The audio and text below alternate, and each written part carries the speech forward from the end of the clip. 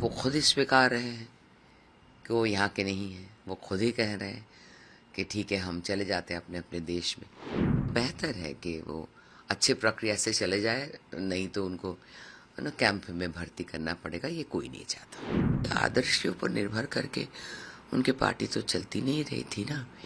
ऐसे ही उनका बस एक ही लक्ष्य था कि जितने जल्दी हो सके अपना जेब भर ले। सभी लोगों को भी लग रहा है कि अभी तोड़ फोड़ के अभी कैसे मैं अपने कंधे से ये गलती का कसूर छोड़ दूँ। लेकिन मैं बता सकती हूँ, एक एक करके सबका पोल ज़रूर खुलेगा। अगर कोई सोचता है कि चलो चलो हम बीजेपी से थोड़ा संपर्क रख के चलते हैं तो हमको बचने का मौका मिल जाएगी, ये नहीं होने वाला है। ये हम तो पहले से ही कह रहे थे कि ये बहुत पहले ही होने वाला चाहिए था और होना भी था। लेकिन सरकार के पास बहुत सारा काम रहता है, तो उसको डिस्ट्रीब्यूशन के तौर पे कौन सा काम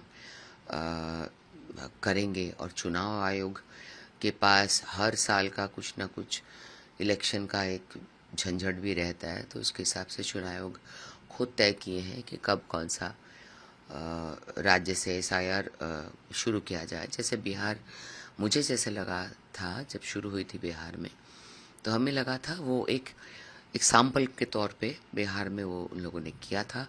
उसके बाद उसके साथ पश्चिम बंगाल और बहुत सारे और 5-6 राज्य में ये प्रक्रिया चालू हुआ। दुख की बात यह है कि और कोई राज्य में जैसे पश्चिम बंगाल में हुआ वैसा कहीं पे नहीं हुआ। इसको लेकर आंदोलन, इसको लेकर मारामारी, इसको लेकर BLO ने जो भी थे तो वो लोग कंप्लेन करने लगे, कोई आंदोलन करने लगे, कोई रास्ते में रुकावट, ये वो बहुत सारा बाद में जजों को घेरना, ये सब बहुत गलत काम हुआ था। अच्छा हुआ कि आज सुप्रीम कोर्ट के राय भी ऐसा ही आया कि चुनाव आयोग के काम पर सुप्रीम कोर्ट ने भी सही कहा। ये राय वही बतलाता है, तो अच्छा लगा। और ये और भी प्रक्रिया चालू रहेगा, क्योंकि उस वक्त जिस तरह से काम चला था SIR का, उसमें भी कई सारे गलत लोग बच गए थे। तो वो फिर से अभी दिखने को मिल रहा है, अलग अलग टीवी न्यूज़ में, चैनल में दिख रहा है कि फिर से अभी भी कई सारे लोग कह रहे हैं कि हम अभी चले जाएंगे। तो वो खुद ही स्वीकार रहे हैं कि वो यहाँ के नहीं हैं। वो खुद ही कह रहे हैं कि ठीक है, हम चले जाते हैं अपने अपने देश में। तो बेहतर है कि वो अच्छी प्रक्रिया से चले जाए, नहीं तो उनको ना कैंप में भर्ती करना पड़ेगा। ये कोई नहीं चाहता।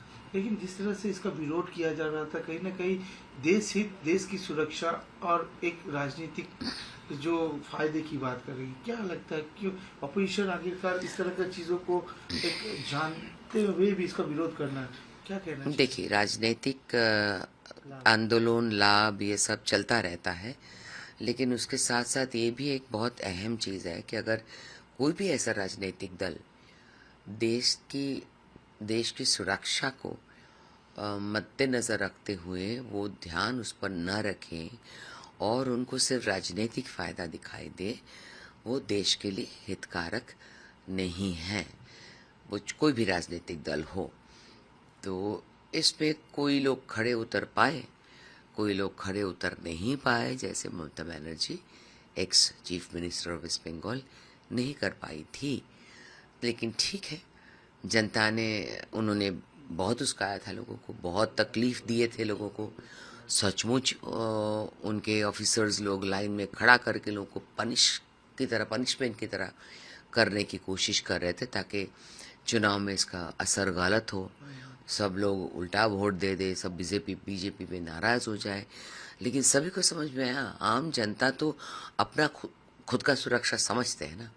तो आम जनता पॉलिटिक्स के ऊपर भी अपनी ज़िंदगी को रखते हैं, तो वो रिजल्ट खुद ही दिख गया यहाँ पे। पूर्व मुख्यमंत्री ममता बनर्जी के खिलाफ एक केस फाइल भी हुआ है, जिसने 2025 में उन्होंने कहा था कि हिंदू धर्म को गंदा धर्म कहा था। जिसके रिमार्क पे अब एफआईआर भी हुआ है, पर केस रजिस्टर किया गया है। क्या कहना चाहेंगे? जिस तरह का लगातार उनकी ओर से ये चीजें कहा जाता है, कुंभ में भी कहा गया था, अब गंदा धर्म, तो एक हिंदू आप लगातार इस चीज पे बात भी करते हैं, क्या कहना है? देखिए, राजनीति इन लोगों के लिए बहुत गलत तरीके से करने को होता है। राजनीतिक फ़ायदा वो अलग तरीके से देखते हैं। राजनीति है राजधर्म पालन करना और जनता के हित में और देश के हित में जो अच्छा है वो करना। वहाँ पे हिंदू धर्मावलंबी जितने सारे लोग हैं उनको बहुत ठेस पहुँचाया था। मैं इतना जानकारी मेरे पास नहीं है कि ये केस किसने किया है, किसी ने किया होगा तो ठीक है, जिन्होंने किया है वो हाँ वो उनका अधिकार है, वो कर रहे हैं, करेंगे। लेकिन इस तरह की बयानबाजी जो है ये पश्चिम बंगाल में बहुत सालों से सब चल रहा था। ये किसी को नहीं करना चाहिए।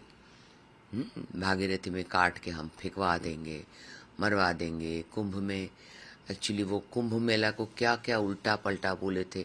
देखिए, सबसे अजीब बात है, जब हमारे देश में कोरोना जैसे महामारी आई थी जहां हम जूझते जूझते पूरे भारत क्या पूरे विश्व परेशान हो गया था, उस दौरान जो ट्रेन यहाँ के लोगों को, पश्चिम बंगाल के लोगों को लेकर यहाँ आ रहे थे, उनका नाम उन्होंने कोरोना एक्सप्रेस दे दिया है। बाहर से लोग कोरोना लेकर पश्चिम बंगाल में आ रहे, अरे हमारे राज्यवासी ही आ रहे थे, बाहर के राज्य के लोग तो नहीं आ रहे थे। हमारे राज्य के लोग हमारे राज्य में वापस आ रहे थे। इतने परिযায়ী श्रमिक जो हमारे राज्य में वापस आ रहे थे, उनके तरफ भी इतनी बुरी तरह से पेश आई थी ममता बनर्जी। सोचकर भी आज लगता है कि कैसे उन्होंने ये सब किया है। तृणमूल कांग्रेस के एमपी काकुली घोष दस्तीदार ने अपने ऑल ऑर्गेनाइजेशन पोस्ट से अपने आप को रिजाइन कर लिया है। इसके साथ साथ काउंसिलर्स भी है, बोरो चेयरमैन भी है, सभी लोगों का रेजिग्नेशन का हुजूम देखा जा रहा है। क्या कहना चाहेंगे? बड़ा सेटबैक देखा जा रहा है टीएमसी पार्टी के अंदर। अपने पार्टी के, उनके पार्टी के अंदरूनी बात है, वो खुद जवाब देंगे, उसका जवाब मैं क्या दूं। मैं सिर्फ इतना बता सकती हूँ कि कोई आदर्श के ऊपर निर्भर करके उनकी पार्टी तो चलती नहीं रही थी ना। ऐसे ही उनका बस एक ही लक्ष्य था कि जितने जल्दी हो सके अपना जेब भर ले। तो अगर यही आदर्श रहा और यही सोच रहे तो सभी लोगों को भी लग रहा है कि अभी तोड़ फोड़ के अभी कैसे मैं अपने कंधे से ये गलती का कसूर छोड़ दूँ। लेकिन मैं बता सकती हूँ, एक एक करके सबका पोल ज़रूर खुलेगा।